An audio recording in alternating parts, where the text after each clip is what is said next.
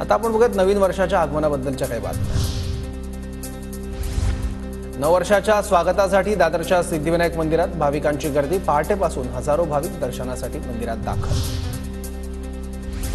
पुण्यातील श्रीमंत दगडूशेठ हलवाई गणपती मंदिरात भाविकांची मोठी गर्दी। भाविकांच्या गर्दीने मंदिर परिसर गजबजला। नववर्षानिमित्त पंढरपूरमधील विठ्ठल रुक्मिणी मंदिरात आकर्षक फळांची सजावट। 6व्या विठुरायाचं रूप अधिकच खुललं।